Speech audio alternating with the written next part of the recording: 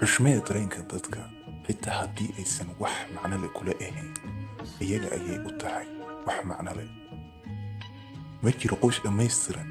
waxaa dhici karta inaan doorno dagaalamno xitaa mararka qaar aan wada hadlin, laakiin ugu dambayn qoysku waa qoys, jacaylkuna waa halkiisii ugu ahaan oo khilaafku u dhammaan. badanaa 3 shay lama qarin karo: qorraxda, dayaxa iyo runta.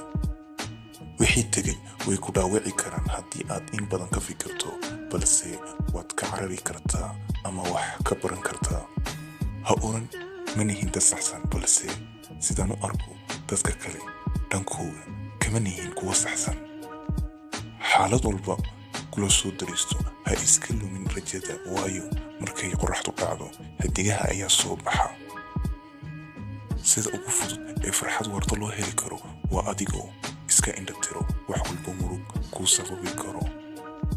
siday nolol u jirto ayay rajo u jirtaa. maalin kastoo cusub oo fursad kale aad ku bedeli karto noloshaada. qofka keliya ee aad isku daydo inaad ka fiicnaato waa qof aad ahayd shalay. erey walboo qurux badan ma ahan ku runa. erey walboo quruxna ma ahan ku qurux badan.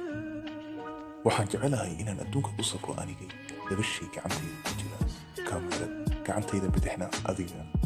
baartiga labaad la soco. sida ahaan u dhageystay sawdkahaaga wanaagsan, codkahaad sixir moodid ayaa ahaan ku sakhraamay. sida ahaan